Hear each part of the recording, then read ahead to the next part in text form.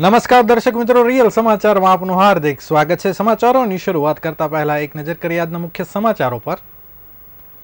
સતત 5મા દિવસે પાલિકાની સીલિંગની કામગીરી ચાલુ। સિનેમાઘરો, નર્સરી, સ્કૂલ સહિતની જગ્યાઓને સીલ મરાયા। સુરત ફાયર બ્રિગેડ આકરા પાણીએ ફાયર સેફટી વિનાની 12 હોસ્પિટલ સીલ।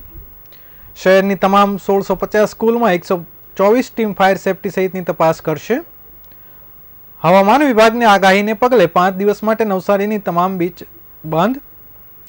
સુરતના શાસક પક્ષના કોર્પોરેટરની હૈયાવરાળ, પાલિકાના અધિકારીઓ ફોન રિસીવ જ ન કરતા હોવાની રાવ। અડાજણમાં વાસણની દુકાનમાં ગેરકાયદેસર ગેસ રિફિલિંગ કરતો એક ઝડપાયો। સમાચાર વિગતવાર જોઈએ। ગત શનિવારે રાજકોટમાં બનેલી ગેમ ઝોન દુર્ઘટના બાદ આજે સતત 5મા દિવસે સુરત પાલિકાએ શહેરમાંથી બીયુ પરમિશન અને ફાયર એનઓસી વિનાની મિલકત સીલિંગની કામગીરી યથાવત રાખી છે। આજે સુરત પાલિકાએ ટેક્સટાઇલ માર્કેટ, હોસ્પિટલ, નર્સરી સહિત સિનેમાઘરો સીલ કરવાની કામગીરી કરી હતી। પાલિકાના ફાયર વિભાગે ફાયર એનઓસી અને બીયુસી સર્ટિફિકેટ ન હોય તેવી મિલકતો શોધીને સીલ કરવાની કામગીરી હાથ ધરી છે। પરંતુ શહેરમાં આવી મિલકતોનો રાફડો ફાટ્યો હોય તેમ 5મા દિવસે પણ આવી મિલકતો બહાર આવી રહી છે। ગત રવિવારથી સુરત પાલિકાએ તમામ ઝોનમાં ટીમ બનાવી ફાયર વિભાગની એનઓસી અને બીયુ પરમિશન ન હોય તેવી મિલકતો સાથે અન્ય ખામીઓ હોય તેવી મિલકતો શોધી તેની સામે કાયદેસરની કાર્યવાહી હાથ ધરી છે। આજે 5મા દિવસે સુરત પાલિકાએ લિંબાયત ઝોનમાં કમેલા દરવાજા પાસે આવેલ JD textile market, Someshwar textile market 6 ફૂટાના ગોડાઉન સીલ કર્યા છે। આ ઉપરાંત રાંદેર ઝોનમાં ગેલેક્સી સર્કલ પાસે લા પેન્ટાલો ફૂડ કોર્ટ, પાલ રોડ પર રેસ્ટોરન્ટ કોરિડોર અને શાશ્વત કોઓપરેટિવ બેંકને સીલ કરવામાં આવી છે। પાલિકાના 8મા ઝોનમાં રિજિયનલ આર્કેડ ખાતે આવેલ CA coaching class, Mahavir college road ખાતે આવેલ ઓફિસ બિઝનેસ હબની 205 દુકાનો અને તેમાં આવેલા 4 હોટલ અને 1 જીમને સીલ કરવામાં આવ્યા છે। આ સિવાય વેસુ કેનાલ રોડ પર આવેલા 9 હાઈ સ્ટ્રીટમાં 3 ટ્યુશન ક્લાસ અને મગદલ્લા ગામમાં આવેલ રાજ મંદિર કોર્નર પર સીલિંગ કરવામાં આવ્યું છે। વરાછા ઝોન એમાં કુબેરનગર ખાતે આવેલા વન્ડરફુલ એકેડમી સ્કૂલ અને કતારગામ ઝોનમાં ડભોલી રોડ ખાતે આવેલી શિવાલિક કોમ્પ્લેક્સની 133 દુકાનો સીલ કરવામાં આવી છે। આ કોમ્પ્લેક્સમાં 1 હોસ્પિટલ સહિત 2 હોટલ અને 2 કોચિંગ ક્લાસીસને પણ સીલ કરવામાં આવ્યા છે, જ્યારે કતારગામ વિસ્તારમાં આવેલ 1 નર્સરી સ્કૂલને પણ સીલ કરવામાં આવી હતી। તેમજ વરાછા સવાણી એસ્ટેટમાં આવેલ સિનેમાઘરને પણ સીલ મારવામાં કામગીરી કરવામાં આવી હતી। ઉપરાંત પાલિકાના ઉધના ઝોનમાં મહાલક્ષ્મી માર્કેટમાં આવેલ વર્ધમાન હોસ્પિટલ પાર્ક સહિત પ્રસૂતિ ગૃહ, doctor spine clinic, Vardhaman medical store અને ટ્યુશન ક્લાસ સહિત 94 દુકાનો સીલ કરવામાં આવી છે।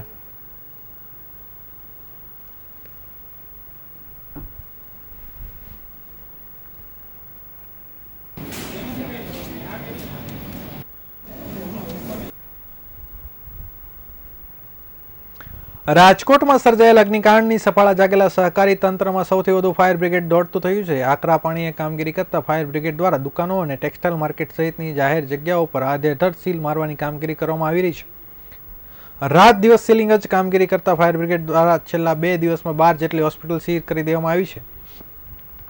વરાછા સવાણી એસ્ટેટમાં 15થી વધુ સિનેમા થિયેટર સીલ મારી દેવામાં આવ્યા છે। સુરત ફાયર વિભાગ 2 દિવસમાં 12થી વધુ હોસ્પિટલ સીલ મારી દેવામાં આવી છે। ફાયર સેફટી, બીયુ અને અન્ય ક્ષતિઓને ધ્યાનમાં રાખી હોસ્પિટલો સીલ કરવામાં આવી છે। વારંવાર નોટિસ આપવા છતાં ફાયરના સાધનો ઉપલબ્ધ કરાવવા નહોતા, જેથી કાર્યવાહી કરવામાં આવી છે। હાલમાં જે હોસ્પિટલ દર્દીઓ હોય તેવા વોર્ડને સીલ નથી મારવામાં આવ્યા, પરંતુ દર્દી ન હોય તેવા ખાલી વોર્ડને સીલ મારી દેવામાં આવ્યા છે। હોસ્પિટલના અતિ સંવેદનશીલ સ્થળ હોવા છતાં ફાયરની પૂરતી સુવિધા ન ઊભી કરાઈ હોવાનું સામે આવ્યું છે।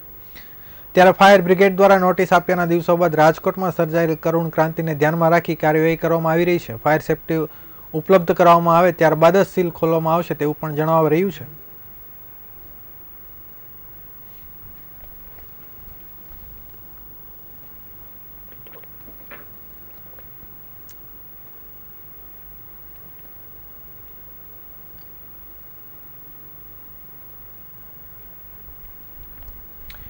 સુરત ડીઓએ 1650 સ્કૂલોની સામે તપાસ હાથ ધરી છે, જેમાં 124 ટીમને ટ્રેનિંગ આપી હતી। આ ટીમના એજ્યુકેશન ઇન્સ્પેક્ટરો, આસિસ્ટન્ટ એજ્યુકેશન ઇન્સ્પેક્ટરો, પ્રિન્સિપાલો અને ટીચરો મળી 248 મેમ્બર છે। ડીઓએ જણાવ્યું કે ભલે તપાસ કરતા સ્કૂલોનો રિપોર્ટ બનાવવામાં માનવતા રાખે, અમે એમની સામે કાર્યવાહી કરવામાં કોઈ પણ માનવતા રાખવાના નથી। બેઠકમાં ડીઓએ મિલકત ચકાસણી, ફાયર એનઓસી અને ડિઝાસ્ટર મેનેજમેન્ટ ચેકલિસ્ટ એમ 3 રિપોર્ટ આપ્યા છે, જે તપાસ કરતા મેમ્બરને ભરીને ડીઓને આપવાનો રહેશે। એટલું જ નહીં, ફોટો પણ આપવાનો રહેશે। ત્યારબાદ ડીઓ કલેક્ટરને આ રિપોર્ટ સોંપશે, જે સ્કૂલની સેફટી લઈ ક્વેરી મળશે તેને પાલિકા સીલ કરશે. જ્યાં સુધી સ્કૂલ ક્વેરી સોલ્વ નહીં કરે ત્યાં સુધી સીલ ખોલવામાં આવશે નહીં તેવું ચોક્કસ રહેશે એમ ડીઓ દ્વારા જણાવવા રહ્યું છે.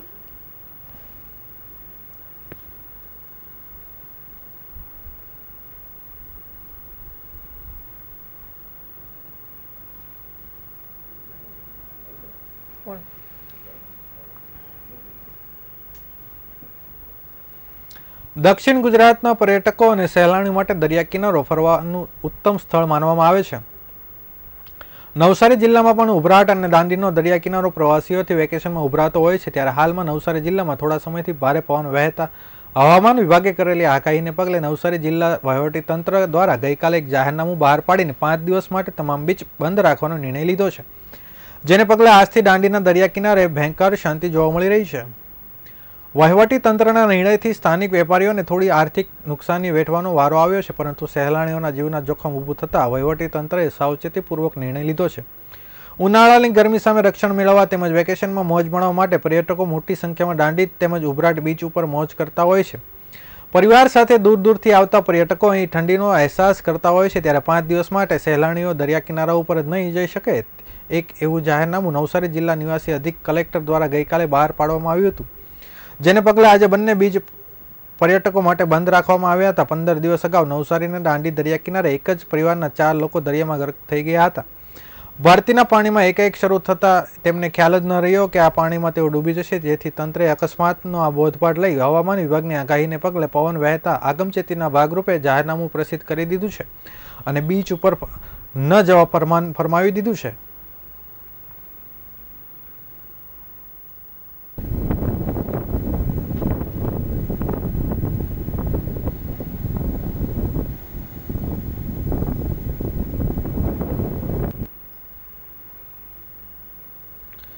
સુરત મહાનગરપાલિકામાં યોજાયેલી સામાન્ય સભામાં કોર્પોરેટર વ્યથા અનુભવી રહ્યા છે. આ ફરિયાદ વધુ એક કોર્પોરેટર મેયર સમક્ષ ઠાલવી હતી, જેમાં તેમણે જણાવ્યું કે પાલિકાના અધિકારી ફોન રિસીવ કરતા જ નથી, જેથી આચારસંહિતાના પગલે વોર્ડમાં ચાલતા વિકાસના કામો પર બ્રેક લાગી ગઈ છે. મેયરે આ ફરિયાદને ગંભીરતાથી લઈને આગામી દિવસોમાં તમામ ઝોનમાં સંકલન બેઠકનું આયોજન કરવા અંગેની તજવીજ હાથ ધરી છે. લોકસભાની ચૂંટણીની જાહેરાત સાથે સુરત સહિત સમગ્ર દેશમાં આદર્શ આચારસંહિતાનો અમલ થયો છે. જો કે હવે આચારસંહિતા પૂર્ણ થવાના ગણતરીના દિવસો બાકી છે. ત્યારે મુગલીસરા ખાતે યોજાયેલી સામાન્ય સભામાં શાસક પક્ષના કોર્પોરેટર દ્વારા મેયર સમક્ષ અધિકારીઓની મનમાની અંગેની ફરિયાદો ઉઠાવવામાં આવી હતી. કોર્પોરેટરે ભારે રોષ સાથે જણાવ્યું હતું કે છેલ્લા ઘણા સમયથી ઝોનમાં ફરજ બજાવતા અધિકારીઓ દ્વારા કોર્પોરેટરોના ફોન ઉચકવાની તસ્દી લેતા નથી. પોતાના વિસ્તારની ફરિયાદો માટે કોર્પોરેટર દ્વારા અધિકારીઓને ફોન કરવા છતાં અધિકારીઓના મનસ્વી વલણને કારણે હવે કોર્પોરેટરનો ભારે રોષ ફાટી નીકળ્યો છે. ખાસ કરીને સેન્ટ્રલ ઝોન અને રાંદેર ઝોનના અધિકારીઓ દ્વારા કોર્પોરેટરને નજરઅંદાજ કરવામાં આવી રહ્યા હોવાના ગણગણાટ વચ્ચે મેયર દ્વારા આ ફરિયાદને ગંભીરતાથી લેવામાં આવી હતી. મેયર દ્વારા આચારસંહિતા બાદ મ્યુનિસિપલ કમિશનર શાલિની અગ્રવાલ સાથે બેઠક કરીને વહેલી તકે તમામ ઝોનમાં સંકલન બેઠકનું આયોજન કરવા અંગેની દિશામાં કવાયત હાથ ધરી છે.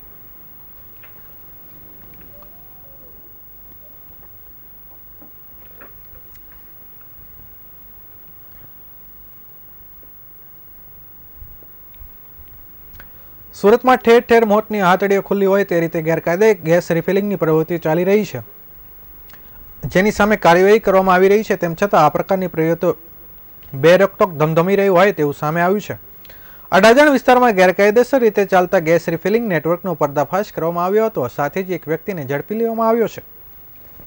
અડાજણ પાસ પરમિટ વગર ગેસ રિફિલિંગ કરતા આરોપી દેમારામ બુધારામ ચૌધરીની પાલનપુર કેનાલ રોડ પરથી ધરપકડ કરવામાં આવી છે.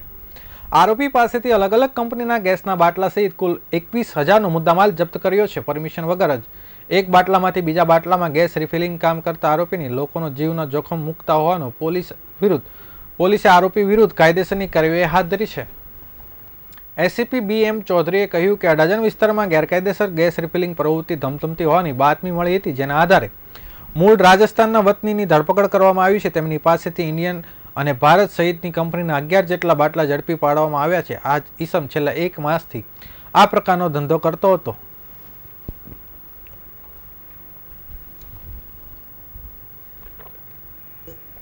વિસ્તારમાં ગેરકાયદેસર પાસ પરમિટ વગરના ગેસ રિફિલિંગ કરતા ઈસમને મુદ્દામાલ સાથે અડાજણ પોલીસે પકડી પાડેલ છે.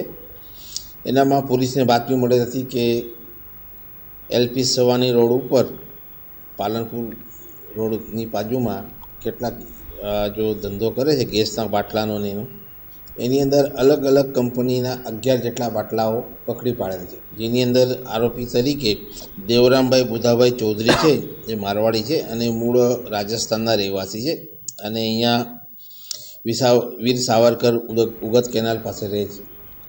એની ત્યાં ચેકિંગ દરમિયાન અડાજણ પોલીસને બાતમી મળેલ હતી અને બાતમી આધારે ત્યાં જઈને તપાસ કરતાં અલગ અલગ કંપનીના ગેસના બાટલા છે, જેમ કે ઇન્ડિયન ગેસ છે, ભારત ગેસ છે, એના બાટલાઓમાં એ લોકો એકબીજામાં રિફિલિંગ કરતા હતા, જે આધારે પોલીસે એને પકડી પાડી અને 11 જેટલા બાટલા અને આરોપીને પકડી પાડે છે અને 21,550નો મુદ્દામાલ રિકવર કરવામાં આવેલ છે.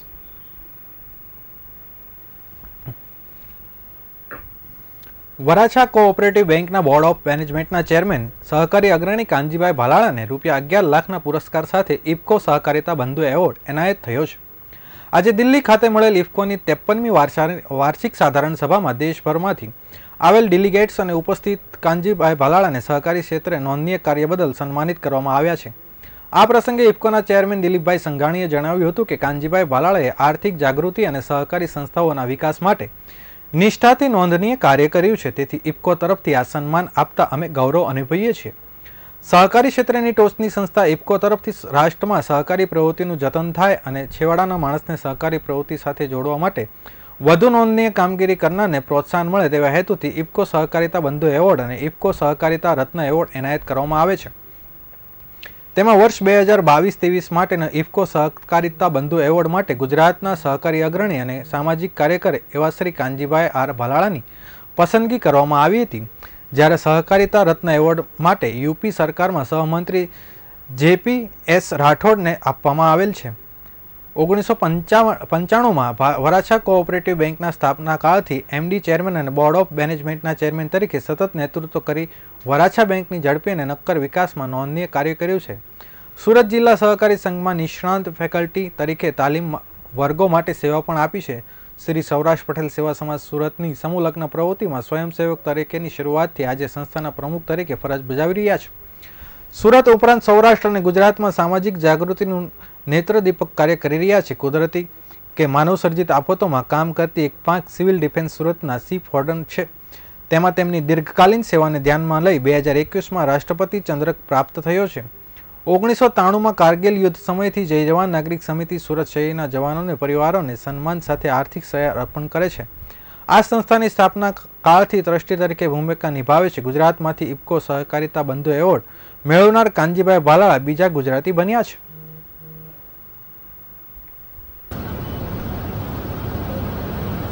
जोरदार तालियों से एक बार पुनः अभिनंदन करें आदरणीय श्री भालाला जी का।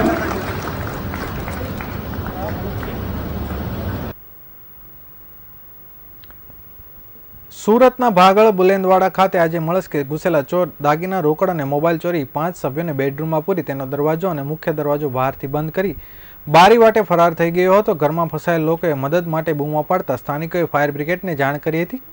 ફાયર બ્રિગેડના જવાનોએ ત્રીજા માળ પરથી દોડી વળે બીજા માળે ઉપર ઉતરી મુખ્ય દરવાજો ખોલી અંદર જઈ બેડરૂમના દરવાજો ખોલી તમામને સહી સલામત બહાર કાઢ્યા હતા. ફાયર બ્રિગેડના સૂત્રો દ્વારા પ્રાપ્ત થતી વિગતો મુજબ આજે વહેલી સવારે ફાયર બ્રિગેડના કંટ્રોલ રૂમને કોલ મળ્યો હતો કે બુરહાની ભાગળ બુલેન્દવાડ ખાતે આવેલ એક મકાનના બીજા માળે અંદર 5 લોકો ફસાયા છે. આમાંથી ઘાંચીચેરી ફાયર સ્ટેશનની ફાયર જવાનો ત્યાં દોડી ગયા હતા અને રેસ્ક્યુની કામગીરી હાથ ધરી હતી. ફાયર ઓફિસર મહેશ પટેલના જણાવ્યા મુજબ એક જ પરિવારના 5 સભ્યો નજીમ શેખ, અજીમ શેખ, અફરોઝ શેખ, આલિદા બાનુ ઘરના બેડરૂમમાં ફસાયેલા હતા. ત્યાંથી ફાયરના જવાનોએ ત્રીજા માળ પરથી દોરી વડે બીજા માળે ઉતરી ઘરનો મુખ્ય દરવાજો ખોલ્યો હતો અને અંદર જઈ બેડરૂમનો દરવાજો ખોલી તમામને સહી સલામત બહાર કાઢ્યા હતા. ગળમાં મળસ્કે ચોરી ઘૂસી ગયો હતો અને પરિવારના સભ્યોને બેડરૂમની અંદર બંધક બનાવી ઘરમાંથી દાગીના, રોકડા અને 2 મોબાઈલ ચોરી બેડરૂમનો દરવાજો તથા ઘરનો મુખ્ય દરવાજો બંધ કરી બારીમાંથી ભાગી ગયો હતો. બનાવની જાણ થતાં મૈદપુરા પોલીસ પણ ઘટના સ્થળે પહોંચી હતી અને તપાસ હાથ ધરી હતી.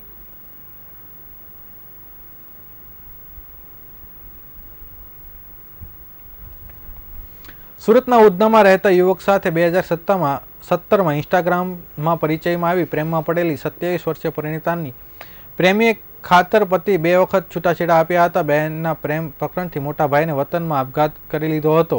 7 વર્ષે લગ્ન વિના રંગરેલિયા મનાવ્યા બાદ પ્રેમી અને તેની માતાએ 10 લાખ રોકડા અને 5 તોલા દાગીનાની માંગણી કરી ઘરમાંથી આંકી કાઢતા મામલો પોલીસ મથકે પહોંચ્યો હતો. પોલીસે દુષ્કર્મની ફરિયાદ નોંધી આરોપી યુવકની ધરપકડ કરી હતી. મળતી માહિતી પ્રમાણે તેલંગાના વતની ભેસ્તાન વિસ્તારમાં રહેતી 27 વર્ષીય યુવતી સાડીની દુકાનમાં નોકરી કરે છે. 2013માં તેના લગ્ન જ્ઞાતિના જ યુવક સાથે થયા હતા. 2017માં ઇન્સ્ટાગ્રામના માધ્યમથી પ્રશાંત શંકર એડલા સાથે પ્રેમમાં પડી હતી. આ યુવકના પ્રેમમાં અંત થઈ 2018માં પતિને છૂટાછેડા આપી તેની સાથે રહેવા લાગી હતી. વતનમાં માતા પિતાને આ વાત નાપસંદ પડતા તેઓ 2019માં સુરત આવ્યા અને પૂર્વ પતિ સાથે સમાધાન કરી રહેવા જણાવતા આ યુવતીએ પતિને ઘરે પરત ફરી હતી અને પતિ પાસે પરત ફર્યા બાદ પણ યુવતી અને પ્રશાંતના સંબંધો પૂર્વવત રહેતા ઝઘડાઓ શરૂ થયા હતા. મામલે પોલીસ સુધી પહોંચતા 2022માં પરત પતિ પાસે રહેવા જતી રહી હતી. નાની બહેનની આ હરકતથી તેલંગાણામાં રહેતા 23 વર્ષીય મોટા ભાઈને બદનામીની લાગણી થતાં તેને આપઘાત કરી લીધો હતો. ભાઈના આપઘાત છતાં પરિવાર અને સમાજની પરવા કર્યા વિના યુવતીએ પતિને 2023માં બીજી વખત છૂટાછેડા આપી દીધા હતા. લગ્ન વિના 7 વર્ષ સુધી પ્રશાંત એડલાએ આ યુવતીનું યૌન શોષણ કર્યું હતું. યુવતીએ લગ્ન કરવાનું કહેતા હૈદરાબાદમાં રહેતી યુવકની માતાએ 10 લાખ રોકડા અને 5 તોલા દાગીનાની માંગણી કરી હતી. એટલું જ નહીં, 20મીએ માતા પુત્રીએ આ યુવતીને ઉધના દાગીના નગર સ્થિત ઘરમાંથી કાઢી મૂકી હતી. પરિણીતાએ ઉધના પોલીસ મથકે રાવ કરી હતી કે પોલીસ બલાત્કાર, દહેજ અને પ્રતિબંધક ધારાની કલમ હેઠળ ગુનો નોંધી પ્રશાંત એડલાની ધરપકડ કરી છે.